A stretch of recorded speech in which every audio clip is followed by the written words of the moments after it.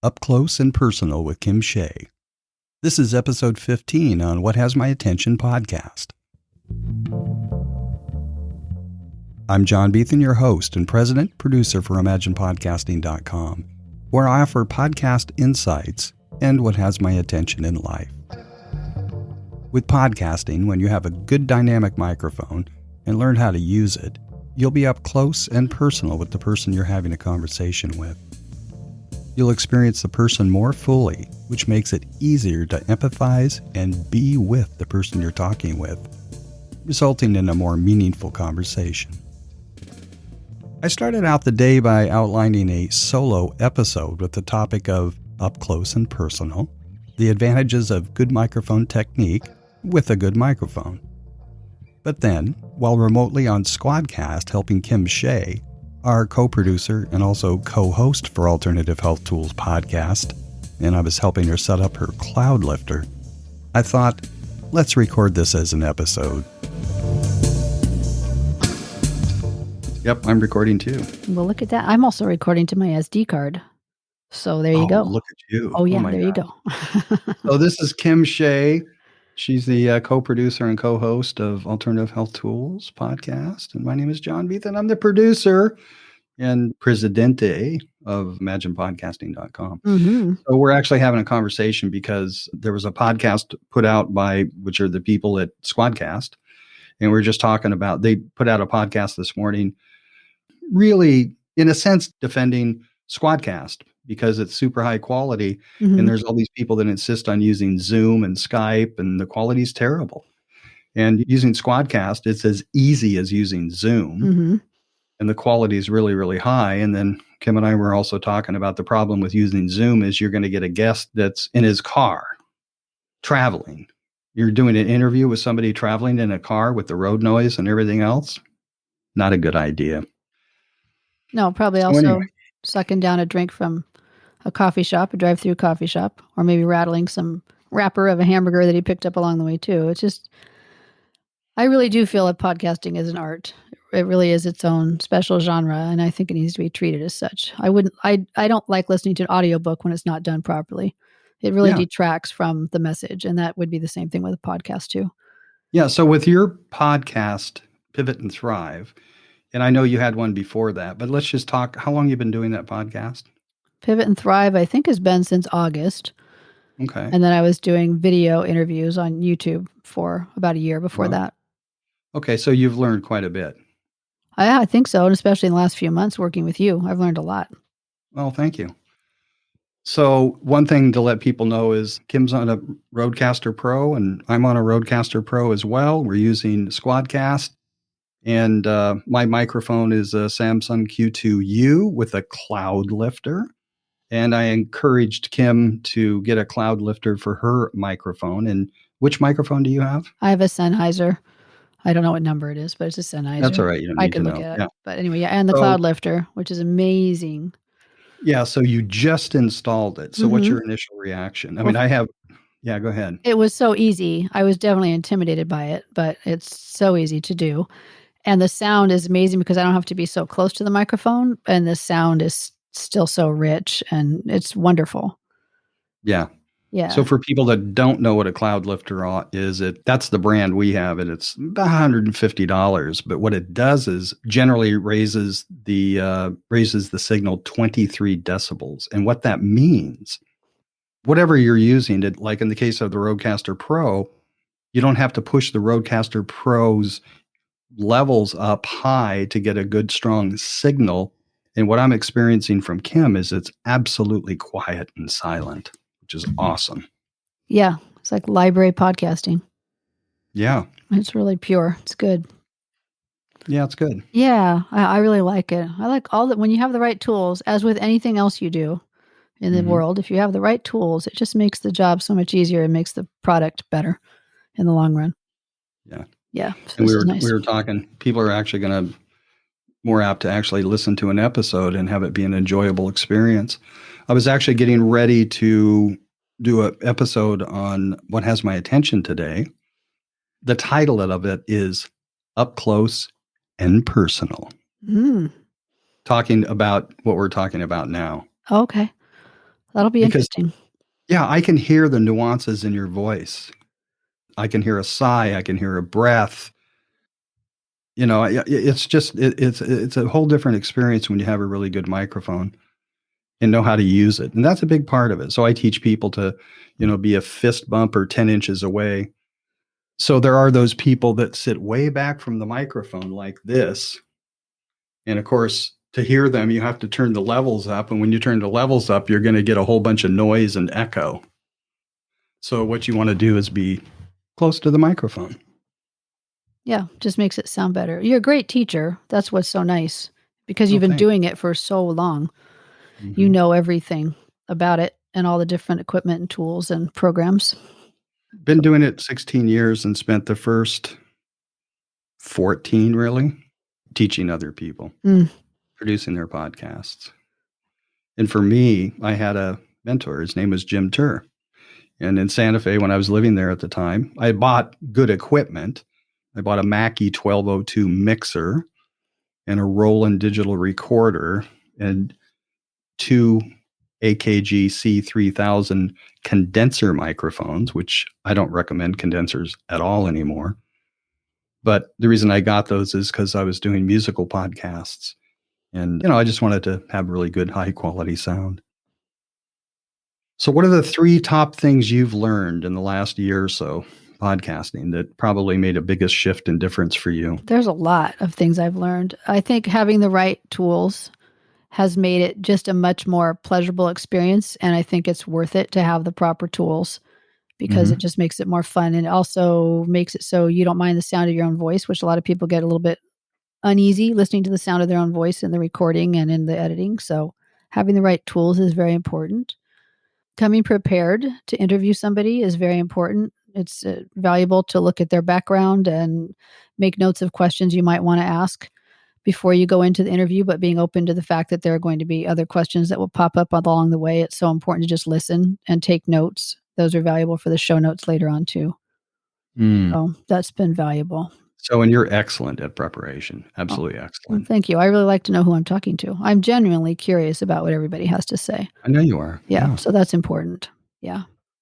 So what else? That's number 1, right? No, that was number 2. The right equipment, Yeah. be prepared. Yeah.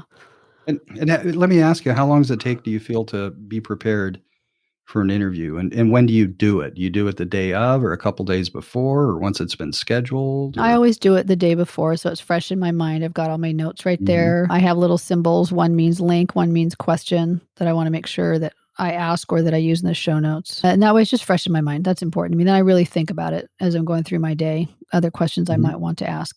But the important thing too is to really listen. You really have to be listening to what the other people are saying, just like as if you were in a conversation with them live at a cocktail or something like that. You really do need to be paying attention so that you can ask questions that show that you're listening. Otherwise, it seems like you're just going through the motions. I had these questions already written down. I'm just going to go with those questions, and you're not really paying attention. And it shows, I think. And so it sounds like, in my experience listening to your episodes, is you're making it all about them. Oh, yeah. No, we're here to showcase them. Showcase them, their website, their product, their book, whatever. And also just to really, you're basically introducing them to the listeners. So the listeners can take what they need to get from that and then go further if they want to, using the links in the show notes. But yeah, it's about them. It's obviously, we go into podcasting because we enjoy it and we enjoy all the art form of it, but it's about the guest. Yeah. So the most recent episode you did was episode 120 on Alternative Health Tools Podcast with Jake Steiner, titled Reversing Myopia. And I guess there's another way of pronouncing it. Reversing myopia completely without surgery.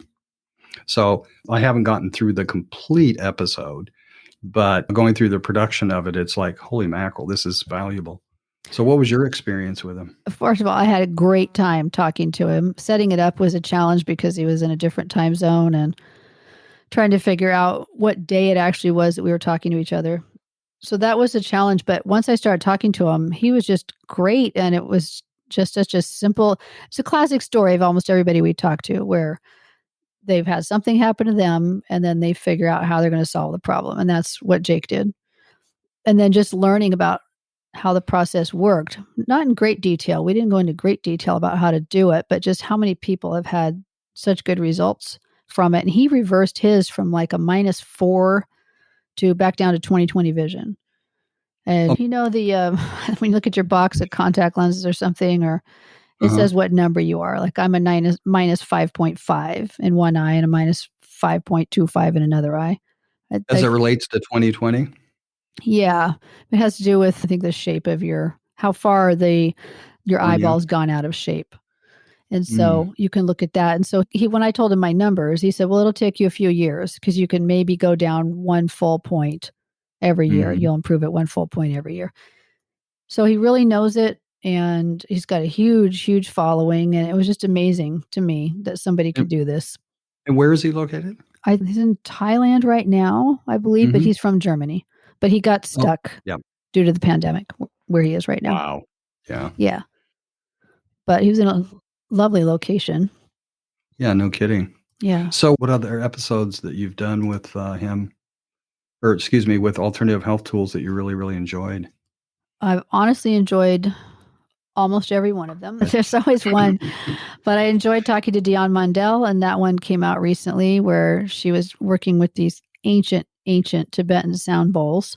Episode 119, Alternative Health Tools Podcast. Shameless self-promotion. There you go. She's a lovely soul, and just hearing her reverence for these bowls and what they can do for people in the healing process was really enjoyable.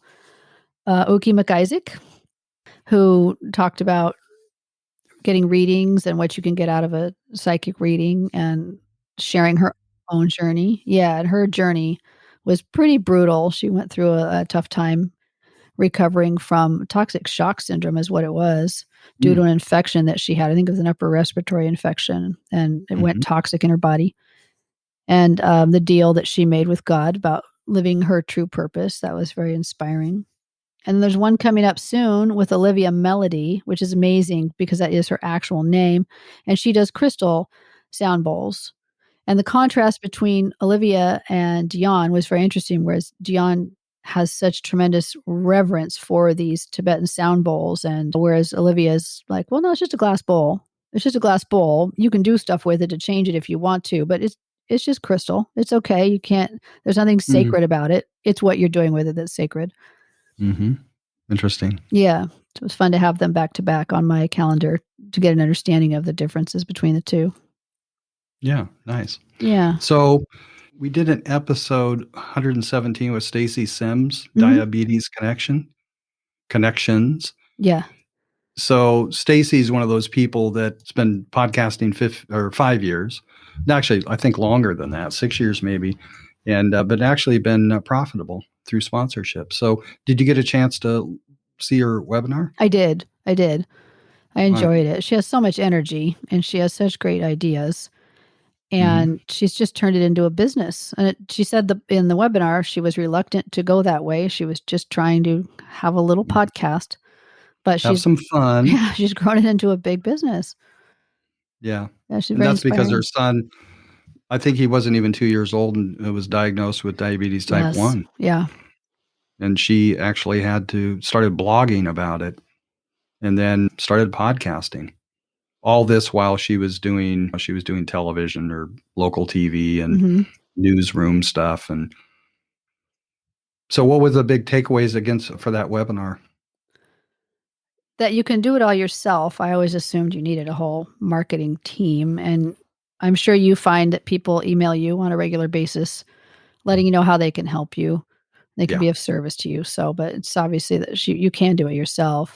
That's something I would want to just listen to again and again in terms of the dollar amounts that she's talking about and how you set it up and how you really hold true. That was the thing that was interesting, because I get emails from a company where you can get advertisers to come on. Even if you have 10 followers, you can get advertisers to come on, but you're charging just pennies for them to advertise on your podcast. And she's pointing out it's not acceptable. Exactly. It's a higher business platform than that, and it needs to be treated with a little more respect. And the return on investment from a host read ad is incredible because there's trust. And it's, as you know, it's like what we say is that podcasting over time builds long-lasting, trusted relationships. Mm-hmm. So it's a whole lot different than hearing an ad that is produced by some company that's not host read, and you don't really have a relationship with them, right? Right. But if the host preferably is using the service or product and has a relationship with the sponsor, and then that host has a relationship with the audience, it just doesn't get any better. Yeah, it's about trust. Yeah.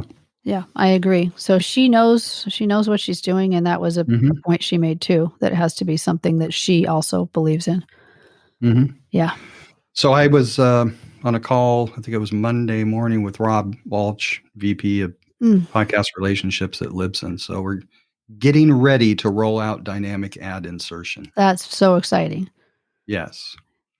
So anybody out there that's listening to this and has a favorite health product company or a service, and I'm kind of drawing blanks as an example, but any products that you're aware of or companies that are Yeah, when like, I interviewed Scott Sensenbrenner of Enzymatica, and oh they're yeah, enzymatic products that you can use to help digest your food better and be more yep, comfortable all the time. So, and he had a broad range of products, and they're affordable for the average person to implement into their diet. And so, yeah, I thought he was great, and they're huge. I think they have 30,000 different sales locations around the globe, mm-hmm. including good old Amazon.com. Oh yeah, sure. Yeah. Sounds like he's everywhere. Yeah, it's very accessible.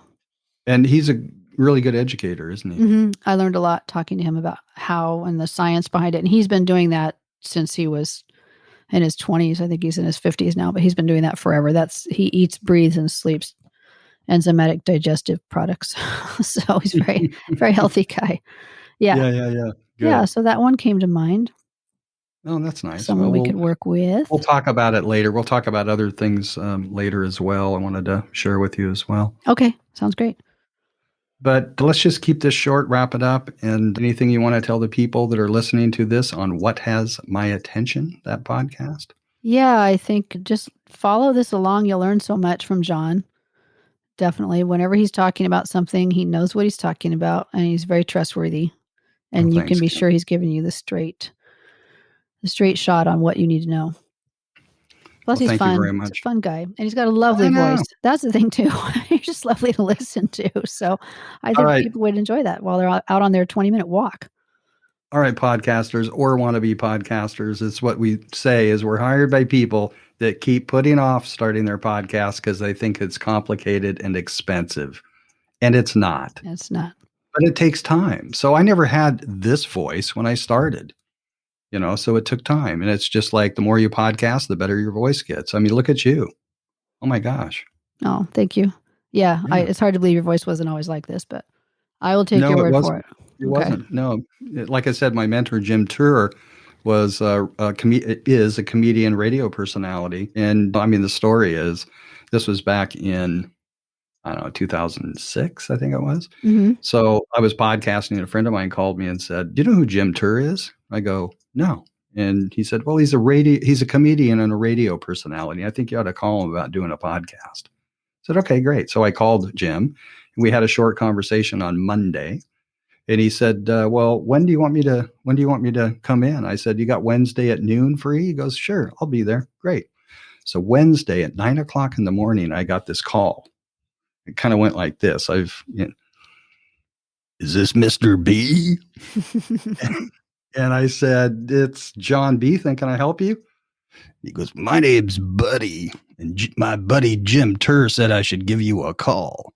So anyway, he kept in that character and told me, he basically said, "Gonna show up and be me, and you just show up as you are and be the straight man, and everything will be just fine." Huh.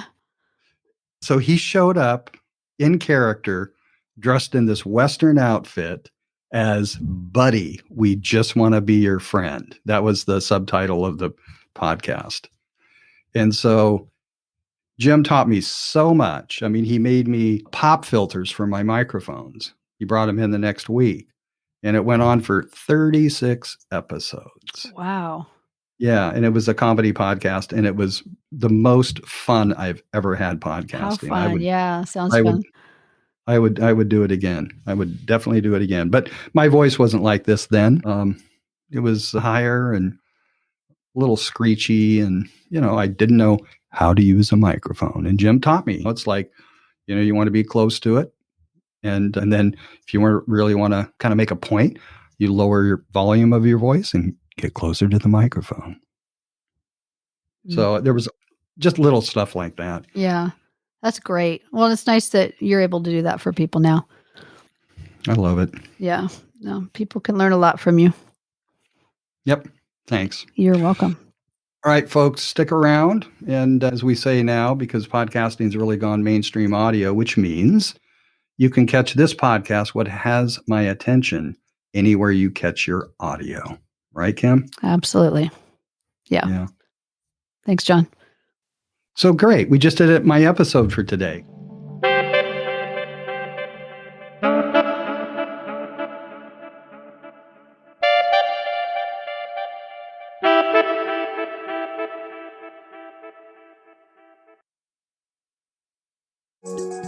Produced by Heard Not Seen Media. Visit imaginepodcasting.com for more information.